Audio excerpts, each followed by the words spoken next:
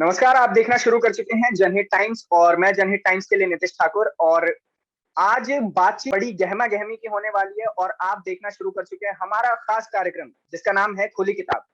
आज जिस किताब को हम खोलेंगे उसमें हर पन्ना काले अक्षरों से भरा हुआ है। क्यों मैं ऐसा क्यों कह रहा हूं? क्योंकि साइबर क्राइम भारत में इस क्राइम को बहुत लाइटली भी लिया जाता है, लेकिन ये इतना बड़ा फ्रॉड है जिसके बारे में सोचना भी बहुत बड़ी चीज है कि किस तरीके से आपके अकाउंट से एक झटके में कुछ भी गायब हो सकता है। इन सभी चीजों पर हम बातचीत करेंगे। हमारे साथ बहुत बढ़िया वकील जुड़े हुए हैं। साइबर फ्रॉड से रिलेटेड साइबर क्राइम के वकील हैं मोहित बजाज जी, लखनऊ से जुड़े हैं। आपका बहुत बहुत स्वागत है। और कैसे हैं आप? बहुत मैं बहुत बढ़िया हूँ आदेश। तो सबसे पहले मैं आपसे जानना चाहूंगा कि साइबर क्राइम के बारे में आप क्या सोचते हैं? अगर आपको 1 मिनट में कुछ डिफाइन करना हो तो आप कैसे साइबर क्राइम को डिफाइन करें? देखिए, अगर 1 मिनट में साइबर क्राइम के बारे में कुछ कहना है तो बड़े कम शब्दों में मैं कहना चाहूंगा कि जिस प्रकार से आज का समय है, भारत में डिजिटल इंडिया का युग चल रहा है। डिजिटल युग में जिस प्रकार एक ह्यूमन यानी एक इंसान के बॉडी में सबसे मेन पार्ट होता है रीढ़ की हड्डी। रीढ़ की हड्डी यानी बैकबोन। तो इस प्रकार भारत में जो साइबर है और साइबर के अपराध हैं, ठीक, उनको अंकुश लगाना बहुत ज्यादा जरूरी है, क्योंकि जो हमारी रीढ़ की हड्डी है वो अब आईटी यानी डिजिटल फॉर्मेट्स में हम यूज कर रहे हैं। अगर आप आज अपने ऑफिस को रिपोर्ट करते हैं तो ऑफिस में जाके आपके सामने कंप्यूटर होता है। आप अगर किसी से संपर्क साध रहे हैं, अपने बैंकिंग की ट्रांजेक्शन कर रहे हैं, तब आपको बैंक में जाने की जरूरत नहीं है, आप अपने मोबाइल से कर रहे हैं। आपको अपने किसी दोस्त का हालचाल लेना तो पहले उसके घर जाया जाता था, आज जो है फेसबुक के माध्यम से ऑनलाइन ही बस उसको हालचाल ले लिया जाता है।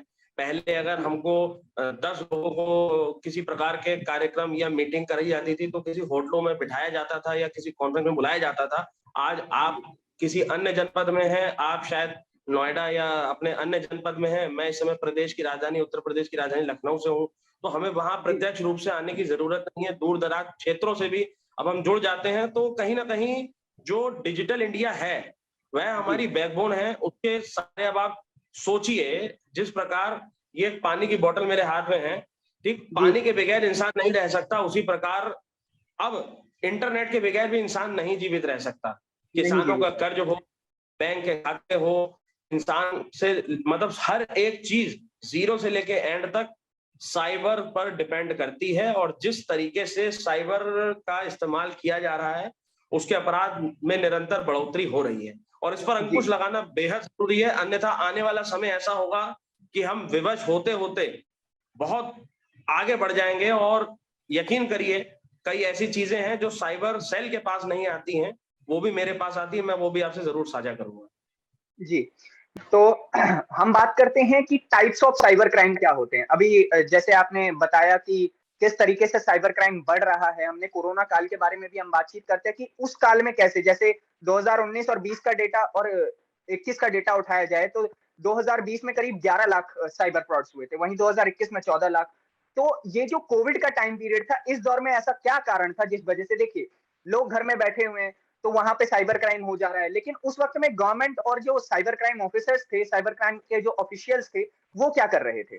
इस पर मैं बातचीत करना चाहूंगा। मैं कह रहा हूँ जो साइबर सेल कार्य थे वह अपना कार्य पूरे निष्ठा ईमानदारी के साथ निभा रहे थे, लेकिन उनके साथ समस्या क्या आ रही थी कि देखिए, लोगों के साथ अपराध आज हो रहा है, वह बता 10 दिन बाद रहे हैं, और जो अपराधी है वह पैसा लूट के फरार हो गया, भाग गया, अपना अकाउंट बंद कर दिया, अपना मोबाइल बंद कर दिया, चीजें बंद कर दी, तो उनको लिए पकड़ना बड़ा मुश्किल हो जाता है। दूसरी चीज, जो साइबर के अपराधों में आपने देखा है कि एक व्यक्ति अपराध कर रहा है, जो अपराधी है वह किसी अन्य राज्य से बिलोंग करता है, और जिसके साथ अपराध किया गया है वह किसी अन्य राज्य से बिलोंग कर रहा है। और इस वजह से जो पुलिस है उसको टेक्निकली बड़े ज्यादा दिक्कतें का सामना करना पड़ता है। इस वजह से साइबर के अपराधियों को पकड़ना आजकल के समय में, आजकल के परिप्रेक्ष्य में बहुत मुश्किल भी होता नजर आ रहा है। इसके लिए हमारी पुलिस को बहुत ज्यादा सतर्क होना पड़ेगा। और जो ये ढीला रवैया है ना, कि आज किसी ने कंप्लेन दी, कल हम पूछेंगे, परसों फॉरवर्ड करेंगे, 10 दिन बाद इन्वेस्टिगेशन शुरू करेंगे, तो एक नॉर्मल क्राइम में तो आप इसको देख सकते हैं, लेकिन साइबर के अपराध में अगर अपराध आज हुआ है तो आपको अभी ही इस पर एक्शन लेना पड़ेगा, अर्थात इसमें समाधान नहीं हो पाएगा। नहीं जी। तो मैं अभी आपसे क्योंकि आप उत्तर प्रदेश से ही जुड़े हुए हैं, शक्ति अवस्थी आईपीएस हैं यूपी में ही, ये एएसपी रह चुके हैं मुरादाबाद के। इन्होंने 12 तरीके के साइबर फ्रॉड्स के बारे में बात की थी। तो मैं आपसे जानना चाहूंगा कि आप किन साइबर फ्रॉड्स के बारे में जानते हैं और किन किन साइबर फ्रॉड्स में ज्यादातर केसेस अलॉट होते हैं, ज्यादातर केसेस लिखे जाते हैं, नोट किए जाते हैं, और जो ज्यादा मुश्किल होता है उसके बारे में मैं आपसे जानना चाहूंगा। देखिए क्या है, मैं किसी पर्टिकुलर अधिकारी के बारे में नहीं कहना चाहूंगा, लेकिन आपको मैं बता दूं, सब किताबी कीड़े हैं, किताबी भाषा, किताबी बात को बोलकर सामने उसके टाइप बता देते हैं कि भैया साइबर बुलिंग है, साइबर टेररिज्म है, साइबर के तरीके से अन्य महिलाओं का सेक्सटॉर्शन है, बहुत ये लोग अपने टाइप बना देते हैं।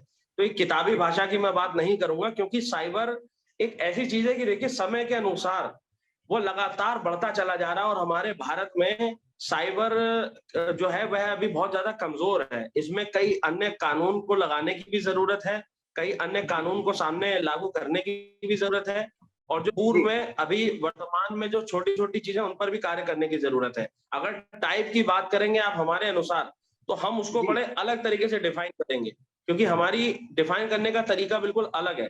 मैं एक साइबर एक्सपर्ट होने के साथ साथ प्रदेश का पहला एडवोकेट हूं जो उसके अंदर एज एन प्रैक्टिस कर रहा है। तो कानूनी रूप से देखना अलग है, एक टेक्निकल रूप से देखना अलग है, और एक सामाजिक रूप से देखना अलग है। उसके कई परिप्रेक्ष्य हैं, और जी पुलिस के नजरिए से भी देखना अलग है। एक पुलिस का वरिष्ठ अधिकारी तो बन जाता है, लेकिन उसको ये नहीं पता होता कि इसमें इन्वेस्टिगेशन के पार्ट में आगे प्रोसीड कैसे करना है। मैं आपको जी छोटे से उदाहरण देकर बताता हूँ। जैसे मान जी लीजिए सबसे ज्यादा जो साइबर अपराध आता है वह किसका आता है? वो आता है भाई फाइनेंशियल ट्रांजेक्शन का, पैसे की लेन देन का। कभी जी बैंकिंग से, कभी लोनिंग एप्लीकेशन के माध्यम से लोगों को लूटा जाता है, उनको लूट कर गुमराह किया जाता है, उनके कॉन्टेक्ट्स को उठा लिया जाता है, उनके जो मोबाइल में 200, 500, 1000 नंबर सेव है उनको जी अलाउ करके उनके सारे नंबर्स को अपने पास रख लिया जाता है, और नंबर रखने के बाद उनको गुमराह किया जाता है कि भैया पैसा दे दो, अन्यथा हम सभी को लिख देंगे कि साले तुम सबसे बड़े फ्रॉड हो, तुम चीटर हो। इस प्रकार की भाषा का वह प्रयोग करते हैं। तो हम्म देखिए जो आप कैटेगरी की बात कर रहे हैं उसमें सबसे पहली कैटेगरी आनी चाहिए सोशल मीडिया की। जी सबसे पहली कैटेगरी आनी चाहिए सोशल मीडिया की, कि यानी जी सोशल बिल्कुल मीडिया पर जैसे आप देखते हैं फेसबुक हो गया, ट्विटर हो गया, इंस्टाग्राम हो गया, ये 3 सबसे पॉपुलर हैं। इसके अतिरिक्त तो बहुत सारे हैं, लेकिन 3 मेन पॉपुलर हैं। इसमें फेसबुक पर इस प्रकार के शब्दों को पूर्ण रूप से हम बैकएंड से टेक्निकली टेक्निकली पहले से ही हम नल एंड वाइड करते हैं, कि उसको शेयर करने के साथ, उसको फेसबुक पर अपलोड करने के साथ फेसबुक का एक एडमिन टाइप के लोग या फेसबुक की एक एडमिन कमेटी उसको अप्रूव करे। जैसे हम्म बॉम्ब, जैसे साइबर टेररिज्म से संबंधित, जैसे कुछ आतंकी संगठन, जैसे कुछ। हम्म तो इस प्रकार के हमारे डेटाबेस में टेक्निकली फेसबुक को डालने की जरूरत है, और फेसबुक को हमारी भारत की सरकार ये डाले। अब भारत की सरकार को जब टेक्निकली इतनी चीजों का बारे में पता चलेगा, लोग बताएंगे तब जाके पता होगा। लोग तो सिर्फ फेसबुक की फर्जी प्रोफाइल तक ही अभी पढ़े हैं, लोग तो अभी तक सिर्फ हम्म फेसबुक की प्रोफाइल को हैक करने तक ही पढ़े हैं, लेकिन इसके आगे भी बहुत कुछ है। तो सबसे पहला तो कैटेगरी में बनाऊंगा सोशल मीडिया की। उसके बाद आता हम्म है फाइनेंशियल फ्रॉड्स, यानी बैंकिंग ट्रांजेक्शन टर्मिनोलॉजीज में। उसमें अगर आप देखेंगे तो कहीं ना कहीं जो ऐप होती हैं, मोबाइल ऐप्स जिसके माध्यम से लोन होता है, तो वो एप्लीकेशंस गूगल प्ले स्टोर पर पड़ी जाती हैं। जब तक उस पर कंप्लेन नहीं होगी तब तक उसके खिलाफ कोई एक्शन नहीं लेगा, पुलिस वाला कोई उसके खिलाफ कार्रवाई नहीं सुनिश्चित करेगा, और उसको ब्लॉक नहीं करवाएगा। तो उसमें भी कई सारी चीजें हैं, अगर बोलने में आऊंगा तो कई सारी इसकी कैटेगरी बनती चली जाएंगी। जी अभी आपने एप्लीकेशंस की बात की, तो हाल ही में पबजी नाम का एक एप्लीकेशन हुआ करता था, वो भारत सरकार ने बैन किया। युवा युवा जो है उस पे काफी ज्यादा लगे रहा करते थे गेम्स में, और वो भारत सरकार ने एलिगेशन लगाया, वो एक चाइनीज एप्लीकेशन था, भारत सरकार ने एलिगेशन लगाया कि आप हमारा डेटा चुरा रहे हैं और इस कारण हम आपका ये एप्लीकेशन बैन कर रहे हैं। लेकिन उसके बाद वही एप्लीकेशन एक नए नाम के साथ आ जाता है, फिर उसके उसके ऊपर इंडियन गवर्नमेंट कोई एक्शन नहीं लेती है, ऐसा क्यों सर? देखिए पहले मैं पबजी के बारे में आपको बता दूं। पबजी पूर्व में चाइनीज एक ऐप था, और जी चाइना के द्वारा मतलब निर्मित किया गया था या उसको बनाया गया था। तो जब जी चाइनीज के कई सारे ऐप्स को भारत में ये डेटा लीकेज का जब कॉन्सेप्ट चला था, जब इनको उड़ती उड़ती हवा पता चली थी और कई इसके सबूत भी सामने आए थे, तब जी चाइनीज ऐपों की लिस्ट आई थी, उसमें इसको भी बैन कर दिया गया था। उसके बाद उन्होंने अपना दिमाग लगाते हुए कई अन्य प्रकार के लोगों को इन्वॉल्व करके, भारतीय भी लोगों को इन्वॉल्व करके एक ऐप का रीलॉन्चिंग कर दी और उसके अंदर चाइनीज का रोल हटा के चीजें इधर कर दिया। तब हम्म। पबजी ऐप को फिर से इस्तेमाल किया गया। और इस हम्म। परिप्रेक्ष्य में अगर मैं बताऊंगा आपको, तो लखनऊ में आपने देखा होगा कि थाना पीजीआई में एक केस हुआ था कि पबजी को खेलने के लिए मना किया गया, माता की हत्या कर दी बेटे ने। ठीक, मैं जी। पहले दिन ही बता हाल ही रहा का था कि केस। इस प्रकार के, हाँ, मैंने पहले ही बता दिया था, मीडिया पर वो खबरें चल रही थी और सबसे पहला व्यक्ति मैं था उसमें बोलने वाला कि ऐसा हो ही नहीं सकता कि पबजी खेलने के लिए मना किया और उसके बाद जो है उसने माता की हत्या कर दी, अपनी माँ की, जन्म देने वाली माँ की हत्या कर दी। दरअसल जी। उसमें था क्या, पिता को शक था कि उनकी माता कहीं अन्य प्रकार से लगी हैं, पिता ने बेटे को इन्वॉल्व करके उनकी माता को मरवाया। हम्म। तो कहीं ना कहीं साइबर में सिर्फ साइबर क्राइम नहीं है, अवेयरनेस नहीं हम्म। है, ये एक इतनी हम्म। भयंकर फील्ड है कि इसके बारे में सोशली, टेक्निकली और इवेंचुअली ज्यूरिडिक्शली और पुलिस के मॉड्यूल में भी हमको स्ट्रांग होने की जरूरत है। आपको पता है, इसमें अगर उस परिप्रेक्ष्य में मैं बताऊं तो एक होता है साइबर फोरेंसिक, उसे बोलते हैं। साइबर जी। फोरेंसिक की टीम वहां डिप्लॉय होनी चाहिए थी, वहां देखना होना चाहिए था कि भाई जो बेटे का मोबाइल है, जो माता का मोबाइल है, उसने लास्ट सर्चेस क्या करी। छोटा सा मैं आपको बहुत हिंट दे रहा हूं कि उसने लास्ट सर्च जी। क्या करी। वो सर्च किया, उन सर्च के बिहाफ पर कुछ कंक्लूड किया जा सकता था। वहां पर आपको पता है, अगर मेरे छोटा सा बाल भी अगर कहीं गिर जाता है तो उसका डीएनए टेस्ट मैं करा सकता हूं। ये सब साइबर बिल्कुल। फोरेंसिक में आता है, पता किया जा सकता है। तो क्या वहां पर कोई तीसरा आदमी उन 2 दिन के अंदर, जब माता की मृत्यु हुई थी और माता की डेड बॉडी वहां 2 दिन तक पड़ी रही, सड़ी रही, तब वहां क्या अन्य कोई व्यक्ति आए थे? क्या उसके पूर्व में कोई व्यक्ति वहां मौजूद था? तो ये सारी चीजें हैं। पुलिस आती है मजाक में बता के चली जाती है कि भैया जो हमने कह दिया वही सच है, जो हमने बता दिया उसी को सब सुनो, और जो हम कह देंगे वही मीडिया छाप दो। ये गलत है। किसने कह दिया जी। कि ऐसा हुआ है? बिल्कुल। बहुत सही चीज कही आपने। मैं एक चीज और जानना चाहूंगा आपसे कि सेक्सुअल बातें बहुत होती है साइबर क्राइम के माध्यम से। अभी हाल ही में मेटावर्स जो एक अमेरिका से इजाद हुआ है, ये एक, मैं दर्शकों को बता रहा हूँ ये चीज कि एक इमेजिनरी वर्ल्ड होता है जो आप अपने सिस्टम पे या फिर एक स्पेसिफिक ग्लासेस आते हैं, उसके माध्यम से आप अपनी एक अलग दुनिया बना सकते हैं। मेटावर्स ये चीज हम्म, है। अब उस मेटावर्स में ये केस है यहाँ का, न्यूयॉर्क का ये केस है कि मेटावर्स में एक लड़की ने एलिगेशन लगाया एक लड़के पे कि उसने मेटावर्स के अंदर उसका रेप कर दिया। मेटावर्स के अंदर, मतलब एक इमेजिनरी वर्ल्ड के अंदर उसका रेप कर दिया गया। और वैसे भी इंडिया में भी बहुत सारे फ्रॉड किए जाते हैं कि हमारे पास आपके न्यूड्स हैं या फिर हमारे पास, देखिए खुल के बातचीत होती है जनहित टाइम से, तो यहाँ पे एकदम खुल के बातचीत करेंगे कि हमारे पास आपके न्यूड्स हैं या फिर हमारे पास आपके पिक्चर्स हैं। इन सब चीजों पे खुलेआम वो धमकी दे देता है सामने वाला, और लड़की कहीं नहीं जा पाती है या फिर वो लड़का कहीं नहीं जा पाता। ये किसी एक जेंडर विशेष के लिए बात नहीं है, मेल और फीमेल दोनों ही बहुत ज्यादा दबे रहते हैं इस चीज में, और वो ना किसी से कह सकते हैं कि भाई हमारे न्यूड्स इसके पास हैं और ये हमसे पैसे की मांग कर रहा है। तो इस पे कैसे, आप क्या सलाह देना चाहेंगे आजकल की जनरेशन को या किसी को भी कि किस तरीके से इस चीज से बचा जाए? देखिए क्या होता है, समय के अनुसार से उन पर्टिकुलर एब्रिविएशन को टेक्निकली कहा जाता है डिजिटल रेप। जी। टेक्निकली कहा जाता है डिजिटल रेप, यानी, समझ रहे हैं ना? जी। इन जी। सब बिल्कुल। बिल्कुल। एब्रिविएशन, टेक्निकल एब्रिविएशन अगर आप कहेंगे तो उसको डिजिटल रेप कहा जाएगा। जी। इस मामले में मैं आपको बता दूं, अभी कोरोना काल से अब तक सेक्सटॉर्शन के सबसे ज्यादा केसेस आ रहे हैं, सबसे ज्यादा। जी। इसमें व्हाट्सएप पर अननोन तरीके से आपको वीडियो कॉल की जाएगी, उसको रिकॉर्ड किया जाएगा, उसके बाद आपको कहा जाएगा कि भैया आप हमका पैसा दे दीजिए, नहीं तो हम आपका वायरल कर देंगे, ये हम्म। कर दीजिए, अन्यथा हम ये कर देंगे।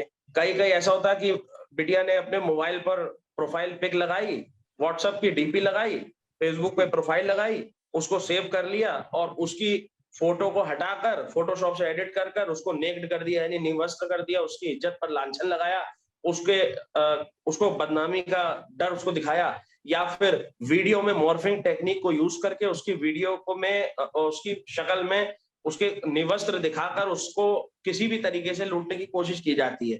तो ये कई सारी चीजें हैं जो साइबर सेल तक भी नहीं जा पाती। इसमें साइबर सेल को भी अब एडवांस होने की जरूरत है। जिस प्रकार हमने मोबाइल बैंकिंग में मोबाइल एप्स के माध्यम से और बैंकिंग टेक्नोलॉजी में 1930 एक नंबर लॉन्च किया है। इस प्रकार जो सेक्सुअली हरास्ड होते हैं उनके लिए भी एक नंबर को लॉन्च करने की अति आवश्यक है। उस प्रकार जितनी ऐसी कैटेगरीज बन रही हैं उन सभी के लिए इंडिविजुअल फोर्सेस को तैनात करने की आवश्यकता है और उन पर तत्काल प्रभाव से कार्रवाई करने के लिए भी आवश्यकता है। ऐसा एक बहुत छोटा सा केस मैं आपको मध्य प्रदेश का बता देता हूं जिसमें मैं इन्वॉल्व था और उस केस के अंदर सिर्फ मेरी वजह से वो केस सामने आया, अन्यथा उस पर किसी को पता भी नहीं चलता। वह केस में ये था कि एक पति जो कि पुलिस में दरोगा जी थे, दरोगा जी ने अपनी पत्नी को गोली मार दी और पत्नी की डेथ हो गई। उसके बाद उन्होंने अपने आप को गोली मारी, उनकी डेथ हो गई, दोनों की डेथ हो गई, दोनों की बात खत्म हो गई। पुलिस ने पोस्टमार्टम के लिए भेज दिया और उस फाइल को क्लोज कर दिया गया कि भैया दोनों लोगों के आपसी में कोई रंजिश चल रही थी, मैटर क्लोज हो गया, पति पत्नी का झगड़ा था, क्लोज हो गया, फाइल क्लोज, काम खत्म, चार्जशीट भी उसकी दाखिल कर दी गई, काम खत्म हो गया। अब वो जब ठंडे बस्ते में चला गया, कुछ महीनों के बाद जब बिटिया का मोबाइल उसके फैमिली वाले देखते हैं, अपनी स्वर्गीय बिटिया का मोबाइल, तो बड़ा दुख के साथ सूचित करता हूं आपको कि उनकी बिटिया का एक ऐसा मॉब्ड वीडियो बनाया गया था जिससे उसकी बिटिया को निवस्त्र दिखाया गया था। ठीक, तब उनके घर वालों को लगा शायद हमारी बिटिया किसी गलत तरीके के लोगों के साथ इन्वॉल्व थी, तो पुलिस के साथ साझा करना उनको उचित नहीं लगा। उनको किसी ने हमारा रेफरेंस बताया कि भैया मोहित बजाज नाम से कोई है, वो सरकारी नौकरी छोड़कर पता नहीं समाज की सेवा में कहाँ लग गए हैं और साइबर के चीजों में काम कर रहे हैं, तो उनके पास जाइए। और बात सही भी है, सरकारी नौकरी छोड़कर इधर मेरे को आना मेरे लिए भी बड़ा टफ काम था, लेकिन फिर भी समाज की ऐसी चीजों को देखकर हमको सामने आना था। तो उसके बाद हमने उसकी फैमिली से मुलाकात करी मध्य प्रदेश में और हमको पहली नजर में पता चल गया कि भाई वो मॉर्फ्ड वीडियो है। मॉर्फिंग एक टेक्निक होती है जिसके माध्यम से हम किसी की फेसबुक या किसी की वीडियो में फेस किसी और का लगा सकते हैं। तब हमने उसको इन्वेस्टिगेशन के पार्ट में साइबर फोरेंसिक का इस्तेमाल करते हुए जब पता लगाया तो देखा गया कि लास्ट में उनको गुमराह किया जा रहा था, उनकी बेटी को गुमराह किया जा रहा था, कोई साइबर फ्रॉडर उनको गुमराह कर रहा था और उनके पैसे की ताक में, कोशिश में उनको उनको सेक्सुअली हरास करने की भी कोशिश कर रहा था और मेंटली और फाइनेंशियली भी हरास करने की कोशिश कर रहा था। अब उसके बाद हमने इन्वेस्टिगेशन के पार्ट में आगे प्रोसीड करते हुए इसकी पूरे सबूत के साथ आगे संबंधित पुलिस कर्मियों को सूचित किया और ये कोई हवा हवाई स्टोरी, फिक्शन स्टोरी नहीं है, ये रियल स्टोरी है। जहां कहेंगे वो मैं आपको साक्ष्य सामने प्रोवाइड करा दूंगा। जो पुलिस ने कहा कि इसके अंदर पति पत्नी का आपस में लफड़ा हुआ, लफड़े के बाद जो है एक दूसरे को मार दिया गया, ऐसा नहीं था। असलियत में ये था कि एक साइबर फ्रॉडस्टर उनकी पत्नी को गुमराह कर रहा था। जब उन्होंने पत्नी ने अपने पति को बताया कि देखो ऐसा हो रहा है, तो पति को लगा कि शायद ये कहीं किसी गैर मर्द के साथ संबंध बनाने की कोशिश कर रही है। पति का आपा खोया, पति ने अपनी पत्नी को मारा, उसके बाद पति ने मार दिया। तो आप देखिए एक पर्टिकुलर व्हाट्सएप का मैसेज, एक वीडियो, एक साइबर फ्रॉडस्टर ने पूरा परिवार समाप्त कर दिया, घर को समाप्त कर दिया।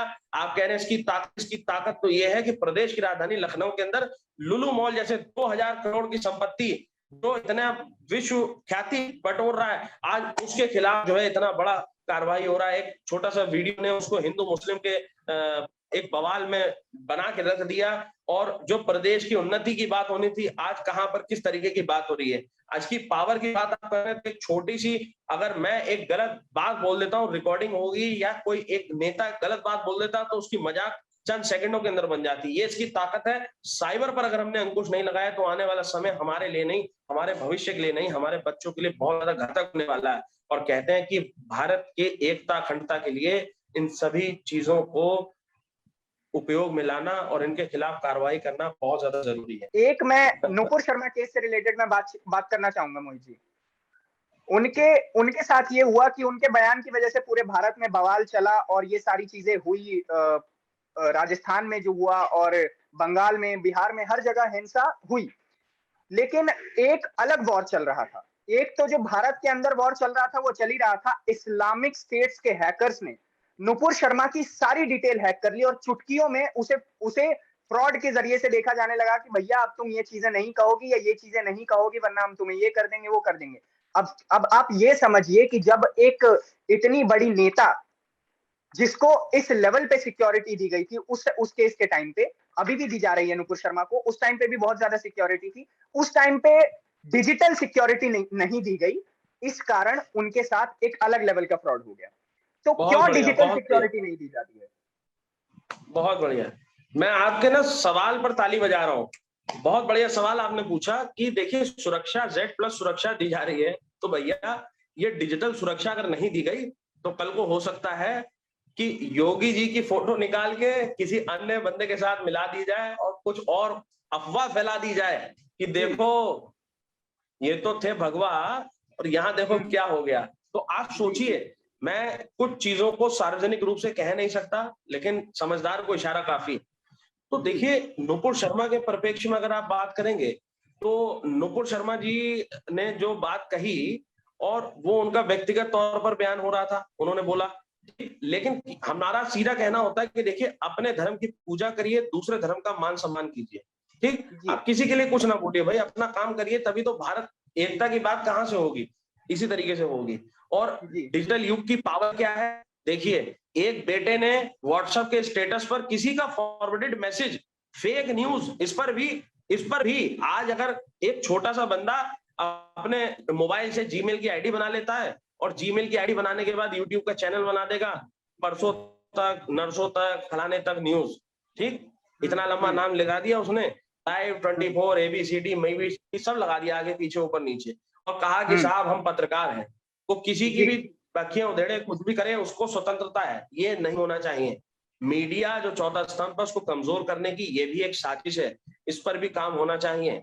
और फेक न्यूज को साझा करने के लिए इस पर भी कार्य होना चाहिए। इन कार्य को कैसे किया जाएगा, वह नेता नहीं कर पाएंगे जिन नेताओं को अपने लोगों से साथ फुर्सत नहीं है, दिन भर में 70 तरीके की चीजें हैं, वह अगर उनको कोई बोलेगा भी तो वह वहीं पर रुक जाएंगे, उसके आगे वो सोच नहीं पाएंगे। टेक्निकल टीमों को डिप्लॉय करने की बहुत ज्यादा आवश्यकता है, चाहे प्रधानमंत्री जी हो, चाहे माननीय मुख्यमंत्री जी हो, चाहे गृह मंत्री जी हो, चाहे अन्य ऐसे हाईलाइटेड लोग हो, जी उनको भी बिल्कुल बहुत बिल्कुल। ज्यादा आवश्यकता है आजकल की साइबर टीम उनके साथ में होनी चाहिए कि अगर ऑनलाइन उनको किसी प्रकार की भ्रामक खबर फैल रही है तो तत्काल उस पर कार्रवाई करें। ये नहीं होगा बिल्कुल, तो आने वाला आप बहुत ये चीज़ घातक है। समझिए कि जब खुद हमारे देश के प्रधानमंत्री का ट्विटर अकाउंट हैक करके कुछ लगा दिया जाता है, तो आम देश की जनता कैसे सुरक्षित है? मतलब सुरक्षित है, लेकिन टेक्निकली सुरक्षित नहीं है, खुद प्रधानमंत्री भी। तो पहली चीज़ तो ये नोट नोट डाउन करने वाली चीज़ है कि भाई साहब, हमारे देश में साइबर पुलिस को बहुत मजबूती से खड़ा होना पड़ेगा। अब आप आखिरी सोचिए शब्दों रात, में जी, एक जी। मिनट, उस समय जब माननीय प्रधानमंत्री जी का ट्विटर अकाउंट हैक हुआ तो वह समय था लगभग रात को 1:25 का, 24 मिनट पर हैक हुआ, 25 मिनट पर उसको हमने रिजॉल्व आउट करा दिया, 26 तक पूरी उसकी रिपोर्ट सबमिट कराई। तो अगले कुछ ही मिनट के अंदर आप सोचिए भारत में तकनीकी विशेषज्ञ जितने थे, क्योंकि एक साइबर एक्सपर्ट जो है वो एक टेक्निकल लॉयर नहीं होता है, एडवोकेट नहीं होता है। साइबर एक्सपर्ट एक अदर चीज होती है और एक एडवोकेट अलग होता है, और कोई भी एडवोकेट अगर टेक्निकल पार्ट में, तो ये एक बड़ा रेयर कॉम्बिनेशन भी है हमारा। हमें पता है कि संविधान में भी किस प्रकार से इसको बदलाव करने की अति आवश्यकता है।